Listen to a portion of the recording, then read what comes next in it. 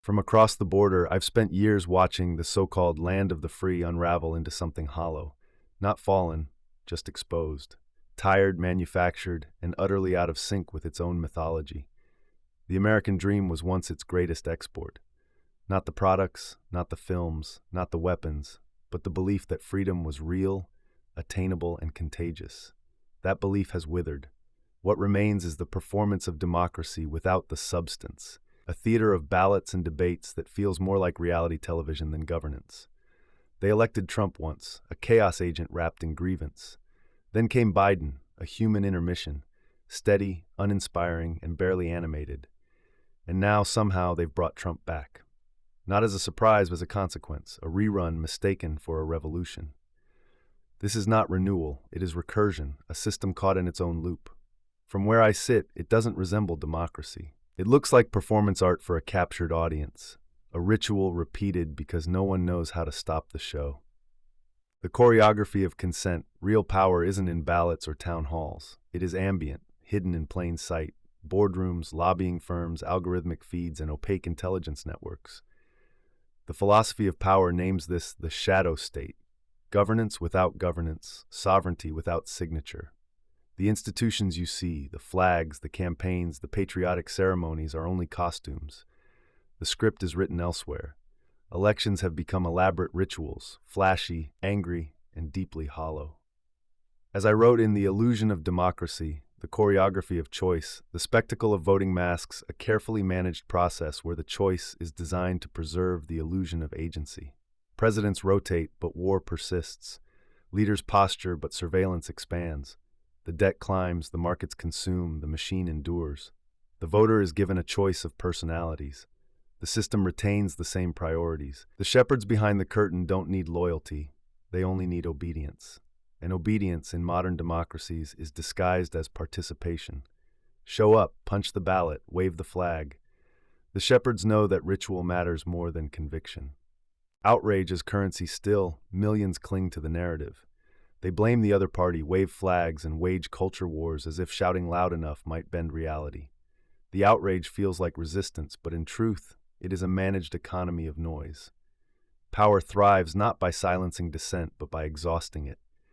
From outside, it is clearer than ever. This isn't a functioning democracy. It is managed decline, dramatized by media cycles, anesthetized by outrage, and fueled by distraction. The people rage at one another while the system drifts further from their reach. This is what I described as resistance without revolution. Outrage packaged for consumption. Protest optimized into hashtags. Even rebellion has been commodified, turned into data points to be studied, marketed, and neutralized. The real story plays out off-screen. And the scariest part, it doesn't feel accidental. It feels like preparation, conditioning, a slow rollout of a future where elections are symbolic, where power is permanent, and where obedience masquerades as civic duty. After the curtain falls, so what comes next? Algorithmic governance, corporate feudalism, a permanent state of emergency where democratic norms are suspended for safety indefinitely? The possibilities are not speculative, they are rehearsed. We are already governed by algorithmic monarchs that decide what we see, believe, and argue about. We are already subjects of corporate empires that own not only our data, but our attention. We are already acclimated to emergency measures that never fully recede. The future is not looming, it has begun. And yet perhaps nothing so dramatic will follow. Perhaps the true trajectory is quieter, resignation. A population tuned out, sedated by screens, lulled into tribal comfort. This is the final stage of the architecture of complacency. Not terror, not rebellion, but exhaustion. But the rot is not confined to America. The U.S. exports more than Hollywood and weapons. It exports ideology. It exports the myth of democracy as theater, markets as salvation, freedom as branding. And when it stops believing in its own story, the rest of the world takes notice. Some imitate, others brace. All are affected. Thrones and Ashes collapse rarely begins with fire. As I wrote in The Philosophy of Power, empires don't die in spectacle. They decay in silence. The image of a nation collapsing is often imagined as sudden. Riots, coups, civil wars. But the truth is slower, more insidious. Collapse is a whisper before it is a scream. The United States still functions. Ballots are counted, pundits debate, markets trade. But legitimacy, the invisible thread binding ruler to ruled, has unraveled. People still participate, but without conviction. Voting has become an act of ritual, not faith. Patriotism is mouthed, not felt. The empire persists, but only as theater. A nation can survive cynicism. It can even survive corruption, but it cannot survive the loss of belief. Once legitimacy is broken, the countdown begins, not to immediate implosion, but to the slow, inevitable unraveling. The American experiment is not ending in conquest or collapse. It is ending in disbelief. The algorithmic crown. The new shepherds are not presidents, but platforms. Algorithms have become the monarchs of our age, curating what citizens see, believe, and ultimately consent to. They do not demand your loyalty, they demand your input. Consent itself has become currency. A click, a swipe, a vote for options pre-selected upstream of real choice. And once consent is secured, however reluctant, the system claims legitimacy. You agreed, it says, you clicked, you voted. As if survival under coercion were proof of freedom. This is what I called power without permission. It does not bark commands, it nudges. It does not crush dissent, it buries it in irrelevance. It does not need to rule by fear, it rules by fatigue. And the more tired people become, the more compliant they appear. Revelation of the shepherd.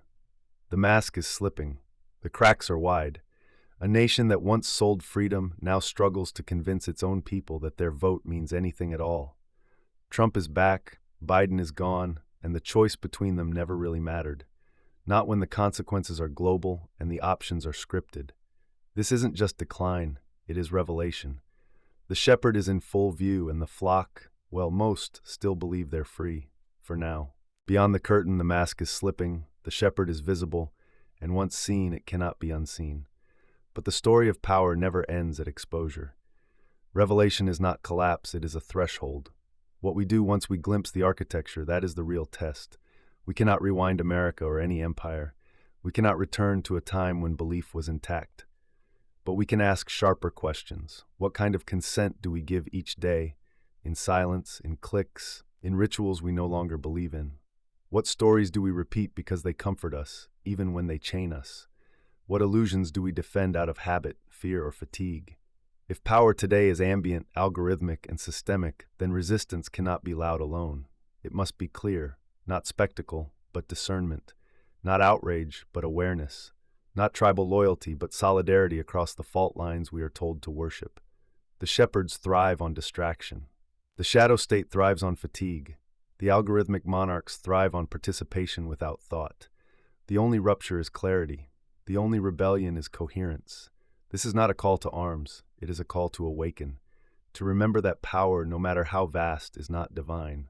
It is designed. And what is designed can be redesigned. America's implosion is not just a tragedy to watch from the outside. It is a mirror held up to every nation, every citizen, every system that mistakes performance for freedom. The curtain has been pulled back. The question that remains, one we cannot escape, is simple. Now that we see the shepherd, will we still follow?